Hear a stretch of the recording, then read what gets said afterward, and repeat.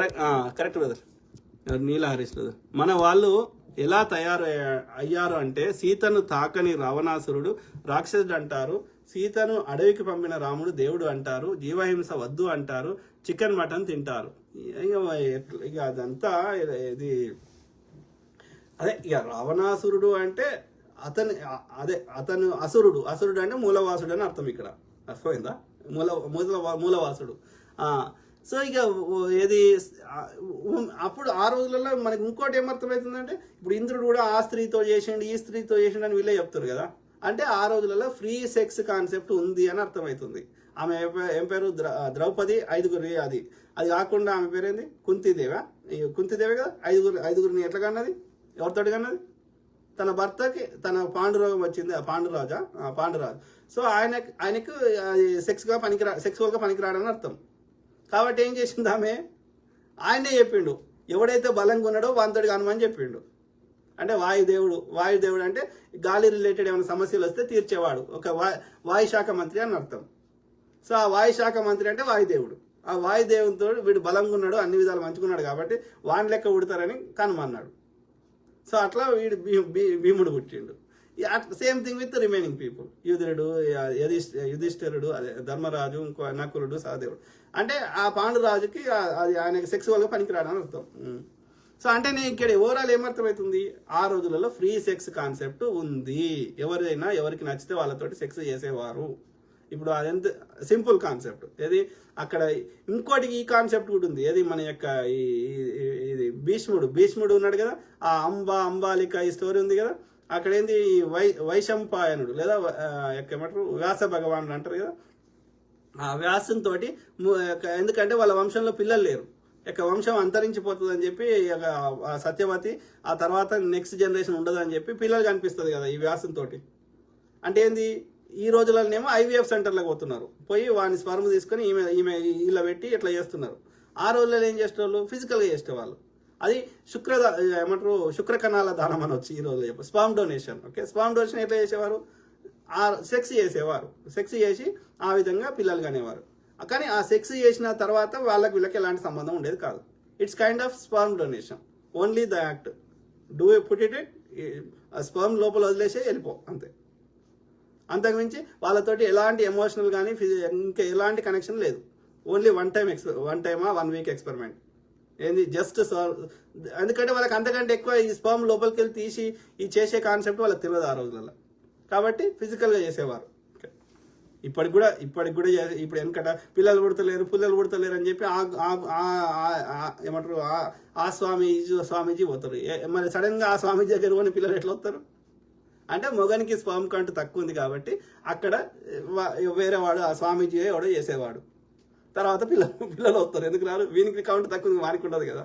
దాన్ని ఇప్పుడు ఏం చేస్తారు? ఇంకా సోఫిస్టికేటెడ్గా ఈ ల్యాబ్లలో పోయి ఫిజికల్గా చేయకుండా అట్లా తీస్తారు, అంతే. అది పెద్ద విషయం కాదు. సెక్స్ని చాలా అదేదో గొప్పది, అదేదో సీక్రెట్, అదేదో అంటరాంది ముట్టరాంది, అదేదో గొప్పది అని చెప్తారు. అంత డర్టీ, బాడీలో ఉండే డర్టీ సీక్రెషన్స్ అన్నీ మనం ఇవాళ గొప్పవి అని చెప్తున్న ఆర్గాన్స్ నుంచే బయటకు వస్తాయి.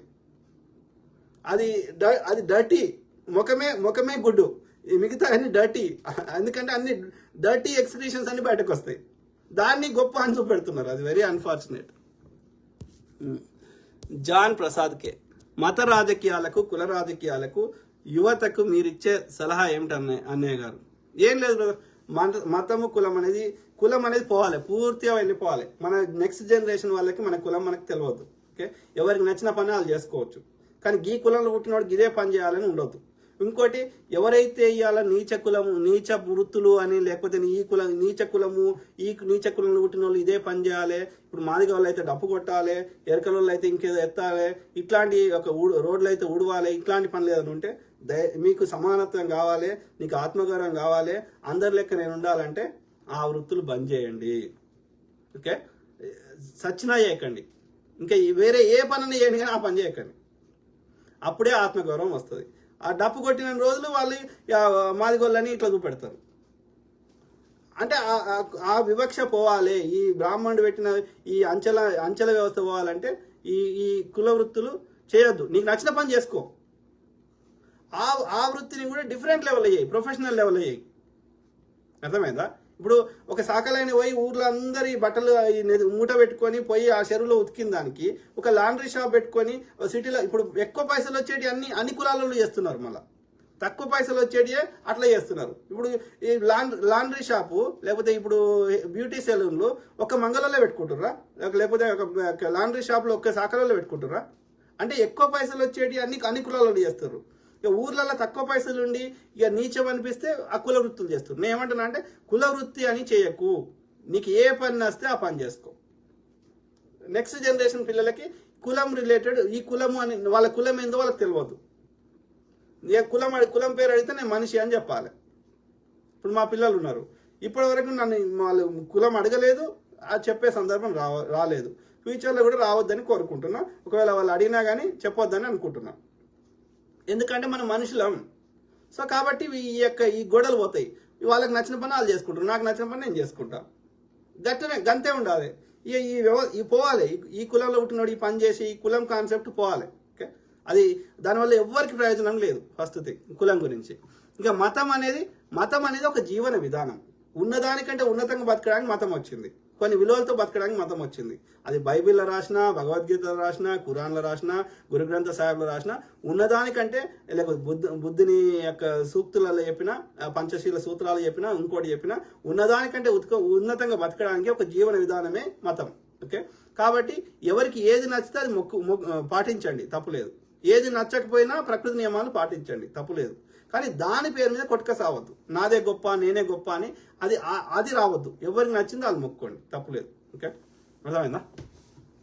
సాధ్యమిత్రులారా, అంటే ఇప్పుడు ఇంకా ఈజీగా అర్థం కావాలంటే, ఇప్పుడు మా అమ్మ గొప్పనా, మీ అమ్మ గొప్పనా, నా మతం గొప్పనా, నీ మతం గొప్పనా అంటే ఎవరి అమ్మ వాళ్ళకి గొప్పది. కాబట్టి నేను ఏమంటున్నా, నా అమ్మను ప్రేమిస్తా, నా మిత్రుడి అమ్మని గౌరవిస్తా. I love my religion, I respect others religion. Simple, అంతే కదా. నాకు నచ్చిన విధంగా నేను బతుకుతా. నాకు ఎర్ర షర్ట్ వేసుకోబుద్ధితే వేసుకుంటా అని చెప్పి నువ్వు కూడా ఎర్ర షర్ట్ వేసుకోవాలని నేను ఫోర్స్ చేయ. నువ్వు తెల్ల షర్ట్ వేసుకుంటే వేసుకో, అది నీ ఇష్టం. నువ్వు తెల్ల షర్ట్ వేసుకోవడం వల్ల నాకేం నష్టం లేదు కదా. As simple as that. నీకు జీసస్ నచ్చాడు, యేసు ప్రభు నచ్చాడు, మొక్కో. నాకు బుద్ధుడు నచ్చాడు, మొక్కుంటా.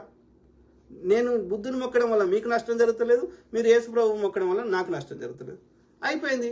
మనకి అక్కడ కాన్ఫ్లిక్ట్ లేనప్పుడు, మనకి ఎవరి దేవుని మొక్కున్నా మనకు నష్టం రానప్పుడు మనం కొట్టుకొని చావాల్సిన అవసరం ఏమొచ్చింది? సింపుల్ కదా, common sense, right? We can agree to disagree on certain things. We don't need to fight on that. ఎప్పుడు సమస్య వస్తుంది? నువ్వు కూడా బుద్ధున్నే మొక్కాలి, లేకపోతే నేను కూడా జీసస్నే మొక్కాలి అని నా మీద నువ్వు అజమాయి చెలాయించినప్పుడు సమస్య వస్తుంది. నీకు నచ్చి నువ్వు మొక్కో, నాకు నచ్చి నేను మొక్కుంటా. సమస్య ఎందుకు వస్తుంది? రాదు. Okay, simple. ఏమంటారు? నీల హరీష్, రామాయణంలో గొప్ప క్యారెక్టర్ మనం నేర్చుకోవాల్సిన రావణాసురుడు. బీజేపీ, ఆర్ఎస్ఎస్, ఆర్యులు చెడ్డవాళ్ళలాగా చూపిస్తారు. మహాభారతంలో కర్ణుడు గొప్ప క్యారెక్టర్, ఆయన్ను కూడా ఒక విలన్ గా చూపిస్తారు. నిజానికి వీళ్ళు గొప్పవాళ్ళు. అదే బ్రదర్, రామాయణంలో గొప్పవాళ్ళు రావణాసురుడు. ఆయన మంచి పరిపాలకుడు. ఆయన కాకపోతే ఆయనకు ప్రతి మనిషికి ఏదో ఒక లోపం ఉంటుంది. రామునికి ఎట్లయితే ఇన్ని లోపాలు చెప్పినామో రావణాసురుడికి కూడా కొన్ని లోపాలు ఉన్నాయి. ఏది? ఆయనకు ఒకటి ఏమంటారు, స్త్రీ అంటే ఆమె ఇష్టంతో వస్తే ఏ సమస్య లేదు, ఇష్టంతో రానప్పుడే సమస్యలు వస్తున్నాయి ఇక్కడ. ఓకే, ఎక్కడ కానీ if she interested, no issues. నాకు ఒక ఆమె పరిచయం అయింది. ఓకే, ఇట్లా ఫేస్బుక్లో మాట్లాడుతున్నప్పుడు ఆమె భర్త మీద 100 కంప్లైంట్ చేస్తుంది. నన్ను వాడు ఎట్లా చేసిండు, ఇట్లా చేసిండు, ఇది చేసిండు, అది చేసిండు, వాడు మనిషే కాదు. భర్త వాడు సాఫ్ట్వేర్ ఇంజనీర్, వాడు ఒక ఐటీలో ఒక పెద్ద పొజిషన్లో ఉన్నాడు. ఐటీ కంపెనీ TCSలో పెద్ద డైరెక్టర్ లెవెల్లో ఉన్నాడు. వానికి ఎన్ని లక్షల జీతం ఉంటుంది, ప్యాకేజ్. వాడు ఈమెకి రెండో పెళ్లి చేసుకున్నాడు. ఈమెని ఆమె మొదటి వైఫ్ చనిపోతే అందంగా ఉంది, బ్రాహ్మణ్ అని. సో 82,000 నెలకి 82,000 రూపాయలు ఈమె రెంట్కి, ఈమె డే టు డే ఖర్చులకి ఇచ్చేవాడు. అప్పుడప్పుడు ఎప్పుడో ఒకసారి ఒక నెల రోజులకోసారో ఎప్పుడో ఒకసారి వచ్చేటోడు. ఈమెతోటి ఆ యొక్క సుఖమన్ భార్య కదా, భార్య అఫీషియల్గా పెళ్లి చేసుకున్నాడు. సో ఈ భార్యతోటి అప్పుడప్పుడు వచ్చేటోడు. ఎందుకంటే ఆయన మొదటి భార్యతోటి పుట్టిన బిడ్డలు, ఆయన లైఫ్ వేరే ఉన్నది. కానీ అప్పుడప్పుడు ఈమె ఒంటరిగా ఉంటుంది. సో అప్పుడప్పుడు ఈ కిరాయి డబ్బులు నెలకు 82,000 ఇచ్చి ఈమెకు కిరాయి అన్ని ఈమె ఎటు చేయడం అంతా టేక్ కేర్ చేసేవాడు. కానీ నెలకోసారో ఎప్పుడో ఒకసారి వచ్చేటోడు. వచ్చినప్పుడు ఈమెతోటి ఫుల్ ఎంజాయ్ ఆశపడతాడు కదా, ఎంజాయ్ చేయాలని. సో చేస్తే వాడు మనిషి కాదు, నాకు జ్వరం వచ్చినా కానీ నన్ను ఇట్లా వాడుకున్నాడు అట్లా వాడుకున్నాడు అని వాడిని పొట్టు తిడుతుంది. మరి అదే ఈమెకు బాయ్ ఫ్రెండ్లు బయట తిరుగుడు, నైట్ 10కో 11కో పబ్లోకి పోయి పొద్దుగాల 4 గంటల దాకా ఇంటికి రాదు, ఇక ఫ్రెండ్స్ పక్క రూమ్ నుండి కూడా బాయ్ ఫ్రెండ్ తోటి ఎంజాయ్ చేస్తుంది. ఇన్ని చేస్తుందని వాళ్ళ ఫ్రెండ్స్ చెప్తారు. మరి నేనన్నా ఇప్పుడు మరి వీళ్ళందరితో ఈ బాయ్ ఫ్రెండ్లు 2-3 నైట్ పబ్లోకి పోయి పొద్దుగాల 4 దాకా రాకుండా 2-3 తిరిగేసి పొద్దుగాల వచ్చి అప్పుడు ఏ సమస్యలు లేవు. ఆ బాయ్ ఫ్రెండ్ తోటి వాడు ఎంజాయ్ చేసి అన్నీ చేసి మళ్ళీ పెళ్లి చేసుకుంటే వాడు వదిలేసిన సమస్య లేదు. కానీ భర్త నెలకి 82,000 ఇచ్చి వాడు నెలకోసారి ఎప్పుడో వచ్చి ఏదో చిన్న సుఖం ఆశపడితే వాడిని పొట్టు తిడుతున్నది. అంటే నాకేం అర్థమైంది ద ఉమెన్ మెంటాలిటీ, ఆమెకు నచ్చితే ఏ సమస్య లేవు, నచ్చకపోతే ప్రతిదీ సమస్యగా చూపెడుతుంది అనేది నాకు అర్థమైంది. సింపుల్. ఓకే. సో అయితే ఇక్కడ ఏమంటున్నా అంటే రావణాసురుడికి ఒకటి చాలా మంచి లక్షణాలు ఉన్నాయి. మంచి పరిపాలకుడు, పరిపాలనా దక్షకుడు, ప్రజల మీద ప్రేమ ఉంది, సంపద సృష్టించడం తెలుసు, ఇవన్నీ మంచి లక్షణాలు ఉన్నాయి. కానీ ఒకటి స్త్రీ అనేది డిఫరెంట్ వెరైటీ కోరుకుంటాడు. అందులో మెజారిటీ స్త్రీలు అతను లొంగిపోయినప్పుడు సమస్య రాలేదు. ఈ సీత విషయంలో కొంచెం అది కాన్ఫ్లిక్ట్ వచ్చింది, అక్కడ తేడా కొట్టింది. అది అంటే అతను స్త్రీలోలుడు, స్త్రీ సాంగత్యం కోరుకుంటాడు అనేది మనకు ఒకటి అర్థమవుతుంది. రెండోది పూర్తి విషయం గురించి తెలుసుకొని దానికి ఒక ప్రణాళికాబద్ధంగా కొట్లాడకుండా ఆవేశంలో డెసిషన్ తీసుకుంటాడు. అది వాళ్ళ చెల్లెను ముక్కు కోసిరని సీతమ్మని ఎత్తుకురావడము, దాని కాన్సిక్వెన్సెస్ ఇవన్నీ ఆలోచించాలి కదా. సో అంటే ఎమోషనల్గా వెరీ ఎమోషనల్ ఫెల్లో, చెల్లె మీద ప్రేమతోటి ఆయన యొక్క భావోద్వేగానికి గురైండు. ఎమోషన్ కంట్రోల్ లేదు, ఒక ప్లాన్ లేదు, ఒక తొందరపాటుతనం ఉంది. అంటే నేనేం చెప్తున్నా ఈ స్టోరీలో, ప్రతి మనిషికి ఒక 10 మంచి లక్షణాలు ఉంటే 2 చెడు లక్షణాలు ఉంటాయి అన్నట్టు. అదంతే, ఇక అంతే. మహాభారతంలో కర్ణుడి గొప్ప క్యారెక్టర్, ఆయన విలన్గా చూశారు. వాళ్ళు చెప్పినట్టు వింటే సమస్య లేదు. వాళ్ళ ఆధిపత్య, వాళ్ళు చెప్పిన ఈ మనువాద వ్యవస్థకి భిన్నంగా ఎవరు ప్రవర్తించినా వాళ్ళని దుర్మార్గులా చిత్రీకరిస్తారు. ఇప్పుడు మనం కమ్మి కాంగి అంటున్నట్టు కర్ణుని కూడా అట్లా చిత్రీకరించారు. వీళ్ళు చెప్పిన మనువాద వ్యవస్థలో ఆయన ఐడెంటిటీ బయటకు లేదు కాబట్టి, ఆయన యొక్క శూద్రుడు కాబట్టి, శూద్రుడు కింద ఉండాలి కాబట్టి, ఆ శూద్రుడు నేను కూడా రాజ్యం వెళ్తా అంటే వాళ్ళ అధికారాన్ని ధిక్కారం చేస్తున్నా కాబట్టి కర్ణుడు విలన్, ఏకలవ్యుడు విలన్, శంభూకుడు విలన్. ఎందుకంటే ఇది బ్రాహ్మణుడు పెట్టిన ఈ వ్యవస్థలో బ్రాహ్మణుడు పైన ఉండాలి కదా. ఆ వ్యవస్థకు భిన్నంగా ఎవరు ప్రవర్తించినా వాళ్ళు దుర్మార్గులే, అప్పుడు ఇప్పుడు ఎప్పుడు. సో అది మిత్రులారా, కీప్ టాకింగ్ మాట్లాడుతున్నామంట. జాన్ ప్రసాద్కే నమస్తే. ఆర్యుల కన్నా నీలా హరీష్, ఆర్యుల కన్నా ద్రవిడులు పూర్వం అయిన వాళ్ళు కదా మిత్రమా, వీటి గురించి కాస్త చెప్పు. అదే బ్రదర్, ఆర్యులు అనేవారు మన దేశానికి సంబంధం లేదు. ఇది లేనప్పుడు వాళ్ళ దేశంలో వాళ్ళు పూర్వీకులే కావచ్చు.